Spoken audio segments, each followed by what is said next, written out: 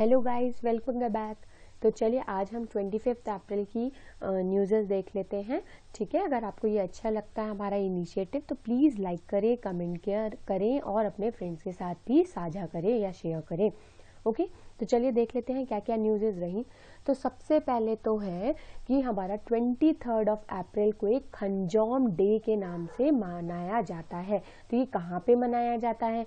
ये बेसिकली मणिपुर वाले एरिया में मनाया जाता है, जो कि 1891 में एक एंग्लो, जो ब्रिटिशर्स ने हमारे इंडिया में जो शासन किया था उस समय, तो ब्रिटिशर्स और मणिपुर के लोगों के बीच में एक वॉर हो गई थी।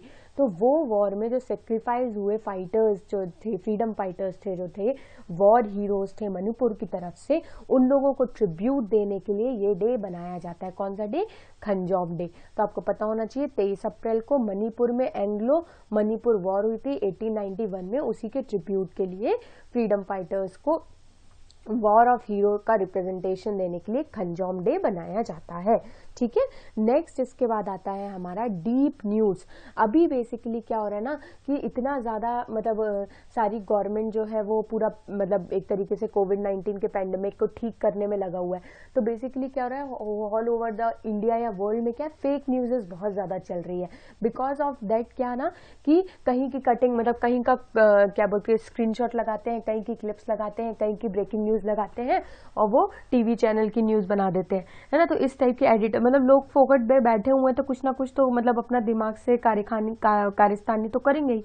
तो इस टाइप की चीजें हो रही हैं। तो इसीलिए अभी जो है कंप्यूटर जनरेटेड इमेज और वीडियोस की एक डीप न्यूडिंग की गई है, जिससे क्या होगा कि डायरेक्टली आर्टिफिशियल इंटेलिजेंस, जो आर्टिफिशियली ब्रेन को यूज करके बेसिकली ये क्या कर लेगा, ये बता देगा कि ये वीडियो या ये फोटो प्रॉपरली कहाँ की एग्जिस्ट है। जैसे मैंने खुद ही देखी थी कि कहीं जैसे रोडों में लाशें पड़ी है या डेड बॉडीज पड़ी है, तो बोल रहे देखो इटली में जो है बिल्कुल भी उनको दफनाने के लिए भी जगह नहीं है, बिल्कुल वो नहीं है, तो उन लोग ऐसे फेंक रहे हैं। बट उसकी रियलिटी थी कि वहां पे, अगर आपने एक मूवी देखी होगी वो कोविड-19 पेशेंट जीरो या फिर इस टाइप से है ना, तो वो एक कोविड की मैं कमेंट सेक्शन में बता दूंगी। तो उस टाइप से जो मूवी है, उस मूवी में जो है वो उसका सीन है और उसको इन लोगों ने यहाँ पे कॉपी पेस्ट कर दिया। ठीक है, तो इसलिए जो है इस टाइप की हरकतों से, फेक न्यूज़ से बचा जाए। लोग बहुत जल्दी जो है फेक इमेजेस पे भरोसा कर लेते हैं कि मोदी जी ने ये कहा, मोदी जी ने वो कहा, है ना। तो इन सब चीज़ों के लिए है जो डीप न्यूज़ का कॉन्सेप्ट आया है। उसके बाद नेक्स्ट आता है हमारा कि एक अभी बहुत बड़ी इंटरनेशनल डील बोलना चाहिए हुई है। वो किस किस के बीच में हुई है तो पूछ लिया जाता है कई बार, छोटे जो वनडे एग्जाम्स होते हैं उसमें पूछ लिया जाता है कि रिलायंस जियो की किसके साथ डील हुई है या फेसबुक ने किसके साथ अभी इंडियन डील की है ना। तो रिलायंस जियो की फेसबुक के साथ डील हुई है। बेसिकली क्या है कि 9.99% जो है रिलायंस इंडस्ट्री के जो जियो प्लेटफॉर्म है उसका जो है पूरा ये सब चीजें हैं जो फेसबुक ने उसको ले लिया है 9.99% का शेयर। ठीक है, तो अब उसके बाद जियो बेसिकली क्या है, अब जियो की बात कर लेते हैं। तो एक होली ओन सब्सिडरी है रिलायंस इंडिया लिमिटेड की, जो जिसके पास जो क्या क्या करती है, डिजिटली ऐप करती है, एप्लीकेशन बनाती है, इकोसिस्टम और मोबाइल सर्विसेज देती है। अब इससे फेसबुक की एंट्री अगर इंडियन टेलीकॉम सेक्टर में हो जाएगी, इंडिया फेसबुक ने ये डील की, तो अब इसकी वजह से क्या हो जाएगा कि टेलीकॉम सेक्टर में इंडिया की एंट्री की वजह से एक बहुत अच्छा फुल ऑन प्रॉफिट टाइप की चीज फेसबुक को रहेगा कि अच्छा है, टेलीकॉम सेक्टर में कंट्रोल कर सकती है वो, है ना। तो फेसबुक की one of the biggest deal बोलनी चाहिए फॉरेन इन्वेस्टर में इंडिया में अगर बात की जाए तो, फिर उस लिए जो है ये रिलायंस जियो और फेसबुक की डील हो रही है। फाइन, नेक्स्ट है हमारा कि अभी जो पूरा कोविड-19 का पैंडेमिक चल रहा है, हम इसे गांधीयन फिलॉसफी से कैसे रिलेट कर सकते हैं। गांधीवादी शास्त्र या दर्शन हमें क्या बताता है, गांधी जी हमें क्या बोलने को बताते हैं। अगर आपने सारी एनसीईआरटी की बुक देखी होगी, starting of the page there it is known as Gandhi talisman, है ना। तो इस टाइप से वो गांधी की फिलॉसफी है। अगर हम डीपीएसपी पढ़ते हैं, है ना, डायरेक्टिव स्टेट पॉलिसीज जो पढ़ते हैं हमारे कॉन्स्टिट्यूशन के, तो उसमें भी कुछ गांधीवादी दर्शन या गांधीवादी फिलॉसफीज है। तो हम अभी कोविड-19 के प्रकोप में क्या क्या हम गांधी जी से कुछ सीख सकते हैं क्या आगे फ्यूचर के लिए? तो सबसे पहला तो उनका है कि स्वदेशी, जब उनने सॉल्ट बनाया था तो इसकी वजह से क्या उनने बोला कि अपने स्वदेश पे ही निर्भर रहो। जैसे अभी क्रूड ऑयल सस्ता हो रहा है, ये सब चीजें, डील्स इतनी दिक्कत कर रही हैं, या फिर सिंपली चाइना से भी कोरोना वायरस कैसे आया, तो लोगों के थ्रू या फिर कुछ प्रोडक्ट्स के थ्रू। तो हमें हमेशा स्वदेशी ही मार्केट, भले चाहे लोग भी, हमारी जॉब्स भी स्वदेशी होनी चाहिए और हमारा खाना पीना सब कुछ जो है मैन्युफैक्चरिंग भी स्वदेशी होनी चाहिए। दूसरी चीज आ गई स्वच्छता, ये बार बार हाथ धोना, 20 मिनट में हाथ धोना, ऐसे हाथ धोना। अभी इतने मतलब ऐसे अब समझाया जा रहा है कि हमें कैसे हाथ धोना है, हमें ये भी नहीं पता कि हाउ टू क्लीन आवरसेल्फ, है ना। तो इस टाइप की स्वच्छता की चीज। सर्वोदय, जैसे लोगों को फ्री किचन, मतलब फ्री में खाना दिया जा रहा है, एनजीओज के द्वारा, सोसाइटीज के द्वारा वर्क किया जा रहा है, तो मतलब सबका उद्धार करना है। ग्लोबलाइजेशन, पूरे वर्ल्ड को मतलब एक तरीके से नेक्स्ट मूव पे जाना है। सस्टेनेबल लिविंग, अच्छे से मतलब ऐसा रहना है कि हम आने वाली पीढ़ी को भी अपना वही हिस्सा दे पाए जो हमारी पहले पीढ़ी हमको दे जा चुकी है। रीजनरेटिंग, रूरल इकोनॉमी को अच्छा करना है, गरीब नहीं सॉरी गांव की जो इकोनॉमी है उसको अच्छा करना है। और एथिक्स को ध्यान में रखना है कि हम ये जो कीड़े मकोड़े कुछ भी खा लेते हैं उनको, एथिक्स को हमें ध्यान रखना है, ठीक है। तो ये क्या हो गया, सारे गांधीवादी फिलोसफीज हो गए, गांधीवादी सिद्धांत हो गए। मे भी आपसे डायरेक्टली एग्जाम से पूछ सकते हैं कि which of the following are associated with Gandhian philosophy, ठीक है। नेक्स्ट इसके बाद आता है हमारा खुदाई खिदमतगार। बेसिकली क्या हुआ कि 90 इयर्स हो चुके हैं, क्योंकि 23 अप्रैल 1930 में एक पेशवार के बीच किस्सा ख्वानी बाजार मैसेकर, मतलब ये एरिया था, उस एरिया में एक मैसेकर हुआ था खुदाई खिदमतगार और ब्रिटिशर्स के बीच में। तो बेसिकली ये क्या था ना कि ये ब्रिटिशर्स के अगेंस्ट एक नॉन वायलेंट मूव था। मतलब इन लोग क्या करते थे, रेड शर्ट, इनको रेड शर्ट मूवमेंट भी या रेड शर्ट ग्रुप भी बोला जाता था, क्योंकि इन लोग रेड ड्रेस पहनते थे और नॉन वायलेंटली जो है मूव करते थे, है ना। जैसे गांधी जी ने सॉल्ट सत्याग्रह किया था, तो उसमें बेसिकली क्या किया था, यही किया था ना कि हम कोई जो है रूल्स एंड रेगुलेशंस नहीं तोड़ेंगे, लेकिन हम शांति से अपना आंदोलन कर सकते हैं, नॉन कॉपरेशन मूवमेंट कर सकते हैं। हम उनकी बातें नहीं सुनेंगे, लेकिन हम रूल भी नहीं तोड़ेंगे, ठीक है। फिर उसके बाद सिविल डिसोबीडिएंट मूवमेंट पे जब वो गुस्सा हो गए थे, और उसके बाद फिर आता है कि हम रूल भी तोड़ेंगे क्योंकि आप हमारी वैसी बात नहीं मान रहे, ठीक है। तो ये नॉर्थ वेस्ट फ्रंटियर प्रोविंस जो होता है, एक तरीके से प्रेजेंट में अफगानिस्तान पाकिस्तान वाला एरिया, यहाँ पे एक अब्दुल गफ्फार खान करके एक पाश्तून फ्रीडम फाइटर थे। उन्होंने क्या किया, ब्रिटिशर्स के अगेंस्ट पूरी अपनी एक आर्मी, एक पूरा ग्रुप ऑफ पीपल बनाया, और उसमें जो है इन लोग रेड शर्ट पहनते थे और वुमेन मोस्टली ब्लैक गारमेंट्स पहनती थी।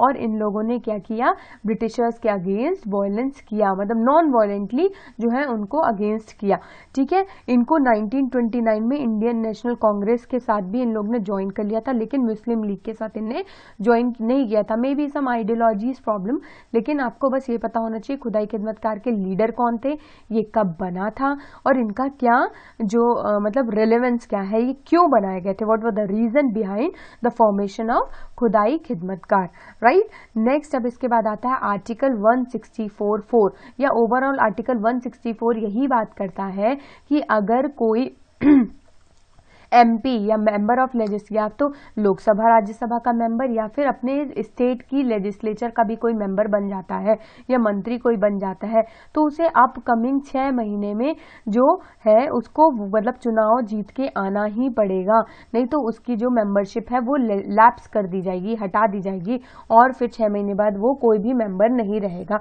किसी भी जगह का मेंबर नहीं रहेगा, उसकी निरस्तता कर, मेंबरशिप को निरस्त कर दिया जाएगा, ठीक है। तो बेसिकली हम ये क्यों पढ़ रहे हैं, क्योंकि अभी रिसेंट में उद्धव ठाकरे जो सीएम है महाराष्ट्र के, उनकी मई 24 में जाने वाली है उनकी सीट, मतलब उनको 6 मंथ्स हो जाएंगे, ठीक है। उन्होंने ओथ ली थी नवंबर 28 में, तो उससे देखा जाए तो उनको 6 मंथ हो जाएंगे, ठीक है। तो इसलिए आर्टिकल 64(4) आया कि अगर वो इलेक्ट नहीं होते हैं तो उनकी मेंबरशिप जा सकती है, लेकिन इलेक्शन कमीशन ने अभी जैसे कि पेंडेमिक की वजह से राज्यसभा के इलेक्शन पोस्टपोन कर दिए हैं, तो मे भी हो सकता है कि लोकल बॉडीज या ये महाराष्ट्र के भी पोस्टपोन कर सकते हैं। तो एक तो सॉल्यूशन उनके पास ये हुआ एक्सटेंडिंग ऑफ द मतलब इनका जो पीरियड मतलब जो वर्किंग पीरियड है उसको एक्सटेंड करने के लिए।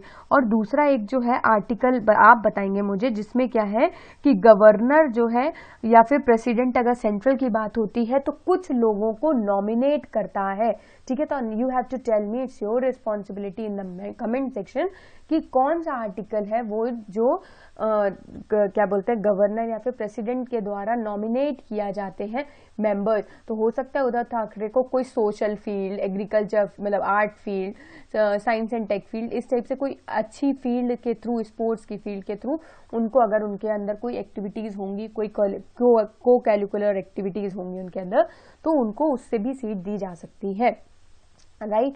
तो इसलिए हमारे सामने आया था आर्टिकल 164। उसके बाद आता है कृषि कल्याण अभियान। बेसिकली ये अभी क्यों आ रहा है, क्योंकि ये अभी इसलिए आ रहा है क्योंकि इसका मेन टारगेट है कि फार्मर्स की टेक्निक और उनकी इनकम को बढ़ाना, है ना। तो ये 2018 में लॉन्च हुआ था, मिनिस्ट्री ऑफ एग्रीकल्चर ने इसको लॉन्च किया था, जो कि मोस्टली 25 विलेजेस और जो मोर देन मतलब वो विलेजेस जहाँ पे 1000 से ज़्यादा पॉपुलेशन है उनको एस्पिरेशन विलेजेस बनाया गया कि हाँ हम इनको देख के जो है काम करेंगे और फिर आगे अगर सॉल्यूशन अच्छा मिला तो हम इसको आगे प्रोसीड करेंगे। तो अभी बेसिकली क्या है कि हार्वेस्ट का सीजन है, फसल कटाई का सीजन है ना। और कोविड-19 की वजह से फार्मर्स की इनकम भी बहुत मतलब अच्छी नहीं चल रही है या जीरो ही है, जितना सेविंग्स है वही लोग कर पा रहे हैं, ठीक है। तो इसलिए ये न्यूज में आया कि कृषि कल्याण अभियान। नेक्स्ट इसके बाद आता है ओपन मार्केट ऑपरेशन। जैसे मैंने आपके साथ डिस्कस किया था कि repo rate, reserve repo rate, CRR cash reserve repo rate, है ना। तो बेसिकली क्या हो रहा है कि ऐसे ही एक मार्केटिंग ऑपरेशन या फिर क्वांटिटेटिव टूल जिस जब RBI को सीधा बैंकों का पैसा लिक्विडिटी या तो बहुत ज्यादा पैसा मार्केट में हो या बहुत कम पैसा मार्केट में हो, मतलब इन्फ्लेशन जो होता है, महंगाई को जब टॉलरेट करना होता है, तो पैसा जब लेना हो इकोनॉमी से या पैसा डालना हो इकोनॉमी में, तो एक क्वांटिटेटिव मेजर है ओपन मार्केट ऑपरेशन। बेसिकली इसमें RBI क्या करता है कि कुछ गवर्नमेंट की सिक्योरिटीज होती हैं उसके पास, मतलब एक तरीके से जमीन या फिर मतलब प्रॉपर्टीज होती है एक तरीके से, और ये क्या करता है जब मान लीजिए कि मार्केट में ज्यादा पैसा है तो बोलेगा बैंक से कि आप ये गवर्नमेंट सिक्योरिटी खरीदो, हम आपको इतना रेट ऑफ इंटरेस्ट देंगे और इसकी वजह से इसके बदले आप हमको पैसे दे दो, राइट। और ऐसे ही जब मार्केट में कम पैसा होगा तो उसका उल्टा क्या कर देंगे कि RBI अपनी गवर्नमेंट सिक्योरिटी वापस खरीद लेगी, रेट ऑफ इंटरेस्ट भी देगी उनको रखने के लिए और उनका पैसा भी वापस दे देगी जितने की वो गवर्नमेंट सिक्योरिटी होगी। तो इससे RBI अब जब बैंकों के पास पैसा ज्यादा होगा तो बैंक लेंड ज्यादा करेगी, लोगों को ज्यादा देगी, है ना। तो इस टाइप से ये मार्केट ऑपरेशन चलता है। तो बेसिकली ओपन मार्केट ऑपरेशन कुछ नहीं, सिर्फ जो है गवर्नमेंट की सिक्योरिटीज, गवर्नमेंट की प्रॉपर्टीज को फेरबदल करने के लिए, बेचना या खरीदने के लिए RBI जब टूल्स को यूज करता है तो ऑपरेशन उसको ओपन मार्केट ऑपरेशन बोला जाता है, ठीक है। नेक्स्ट अब इसके बाद आया है हमारा डियरनेस अलाउंस और डियरनेस रिलीफ, महंगाई भत्ता या महंगाई राहत जिसको बोला जाता है, ठीक है। तो ये बेसिकली क्या होता है कि इन्फ्लेशन को देखते हुए, मतलब एक जैसे मान लीजिए कि कोई सेंट्रल बैंक मतलब सेंट्रल एम्प्लॉय है या फिर स्टेट एम्प्लॉय है, उसकी सैलरी तो एक फिक्स्ड है, लेकिन मान लीजिए कि 6 महीने साल भर बाद क्या हुआ कि कुछ ना कुछ इन्फ्लेशन महंगाई की वजह से उसकी सैलरी उसको कम पड़ रही है या फिर जो चीजें पहले आती थी वो थोड़ी महंगी हो रही है।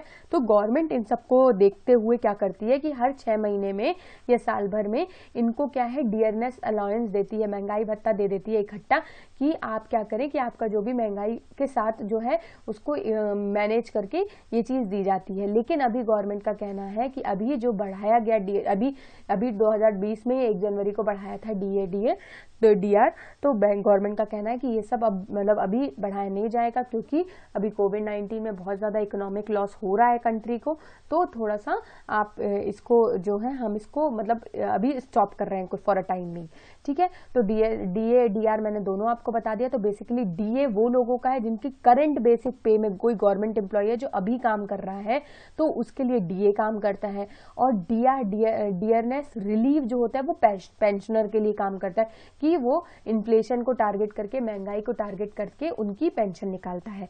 तो बेसिकली ये 2 साल में 2 बार दिया जाता है, ठीक है। और ये कैलकुलेट, ये बनाया किसके जाता है, बनाया किसके द्वारा जाता, बनाया मतलब बताता कौन है कि इतना करना है ये, तो ये करता है all India consumer price index. तो कंज्यूमर प्राइस इंडेक्स बेसिकली वही एक तरीके से बोलना चाहिए कि मूल्य मतलब एक सूचकांक है जो कि महंगाई को देखता हुआ अपनी जो है प्रोडक्ट की प्राइजेज या नॉर्मल चीजें करता है, ठीक है। तो इसीलिए वो डियरनेस अलाउंसेस और डियरनेस रिलीफ जो है वो कंज्यूमर प्राइस इंडेक्स के द्वारा तैयार किए जाते हैं। नेक्स्ट इसके बाद आता है हमारा कालेश्वरम लिफ्ट इरिगेशन प्रोजेक्ट। अभी मनरेगा में लोगों को काम देने का कहा जा रहा है, लेकिन उसमें सोशल डिस्टेंसिंग या फिर कल जब पंचायती डे था तो मोदी जी ने कहा या लोगों के द्वारा गांव में बोला जा रहा है 2 गज की दूरी, है ना। तो इस टाइप से दूर दूर रह के काम करें लोग तो अच्छे से काम कर सकते हैं, क्योंकि ये पैंडेमिक अभी इसका कोई वैक्सीन नहीं है, पता नहीं है what is the outcomes, what will be the repercussions, ठीक है। हमें इसका फ्यूचर का कुछ नहीं पता है, तो इससे बेटर है कि हम थोड़ा बहुत अपनी इकोनॉमी को मतलब ट्रिगरिंग करें, थोड़ा सा चालू करें। तो इसीलिए कालेश्वरम लिफ्ट इरिगेशन प्रोजेक्ट जो है वो न्यूज में आया।